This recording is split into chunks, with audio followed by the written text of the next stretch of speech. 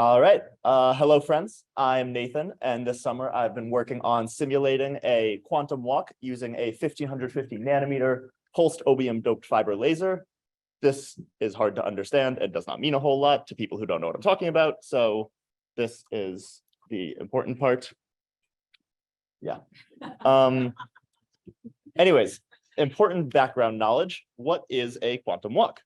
So a quantum walk is a funkier version of a random walk. A random walk, as illustrated here, is essentially you have some particle starting at some point, and at every step, it can either move left or right with some probability. Here, it's 50-50.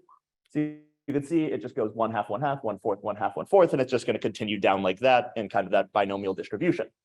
A quantum walk or a wave-like walk is the same thing, except you get much stranger effects because instead of just a particle moving, it's waves moving, and they can interfere in weirder ways. So as you can see here, the first step is the same, just splits, but then you get to 1/6, 2/3, 1/6, and by the third step, everything's the same. This is much harder to conceptualize. Here it is just represented graphically. You can see this just lines up with the diagram I had earlier. So now that we know this, what have I actually been doing?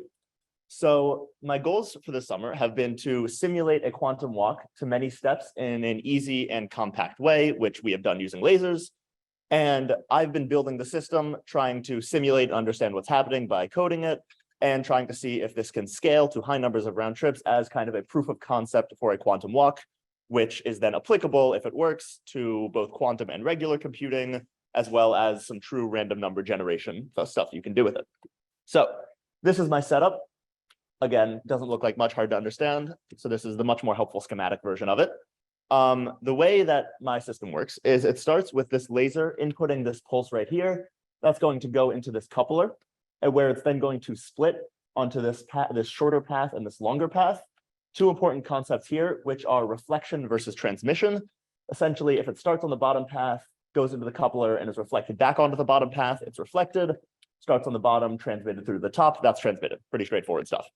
So after it's reflected back, they then recombine here, split again. Part of it is detected by this detector. Part of it is then reflected back into the system on this round trip, goes there, splits again, except this time, this back pulse of the first train and the front pulse of the second train line up perfectly so that when they recombine here, you now have 3 pulses. So every pulse you do, you get 1 more round trip, and you can detect those with this fun little detector we have here.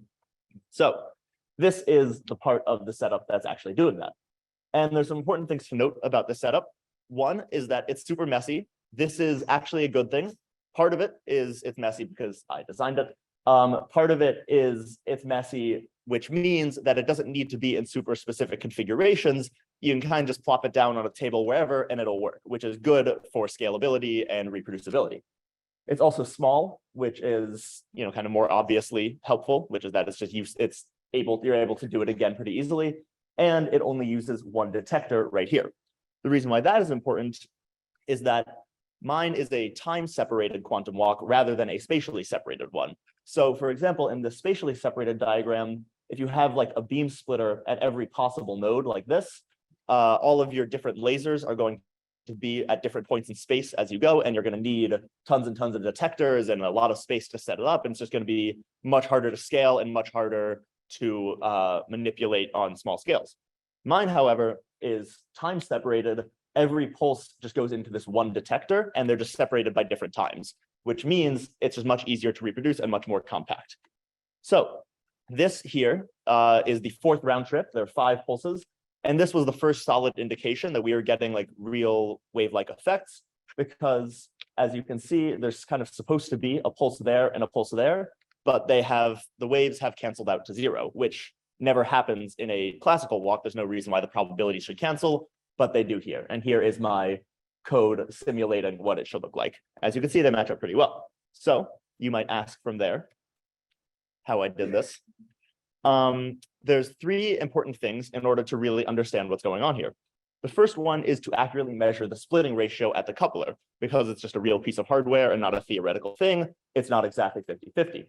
So in order to do this, we look at the first round trip where there's 2 pulses. This first pulse went into the short path and then back out into the detector. So it's 2 reflections. This long path went into the long path and then back out into the detector. So that's 2 transmissions. So what we can do is we can set it up so that the first height over the second height is equal to the reflection ratio squared over the transmission ratio squared.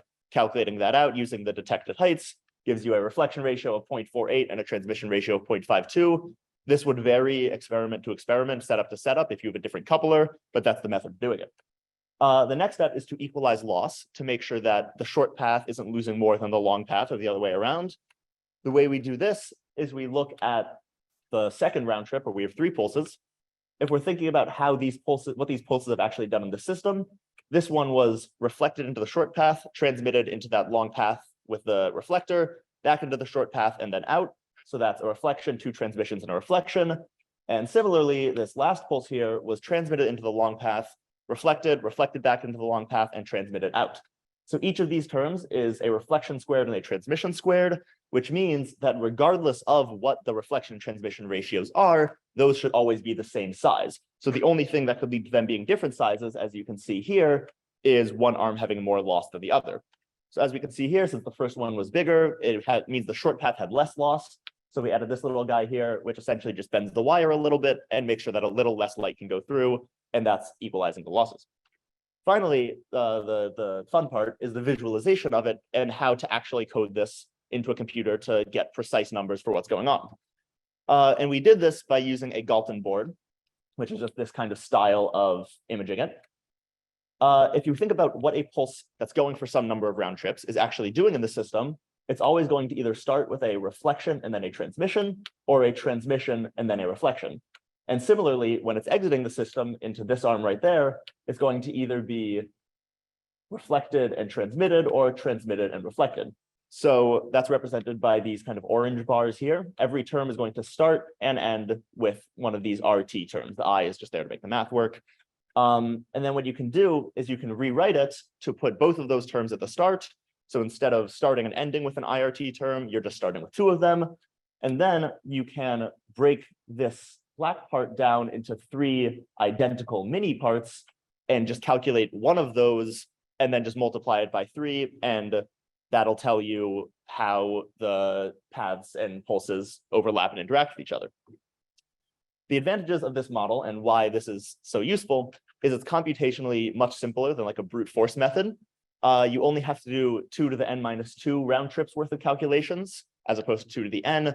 And then you get to divide it all by 3 at the end because you're only calculating 1/3 of those mini boards. It's much shorter to code. I tried the brute force method and it took a long time and I didn't like it. And this is about 3 times shorter and faster. And this was able to calculate about 25 round trips with no loss of accuracy. As you can see here, this is round trip 24 actually. And this is roughly what it looks like. And here, this is just an example, round trip 13. This is the actual data we acquired. This is what my program predicted it would look like. Those match up pretty well. So what does this mean? This means that the experiment was pretty successful. This was a solid proof of concept for a robust, simple, and scalable quantum walk simulator.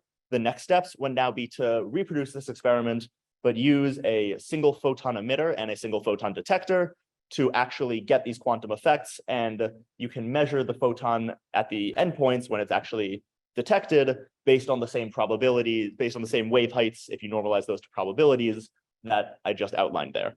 I'd like to thank all of my mentors, especially Professor Tom Murphy and Dr. Serrano, who is, I don't know where he is right now, but for putting this wonderful program together.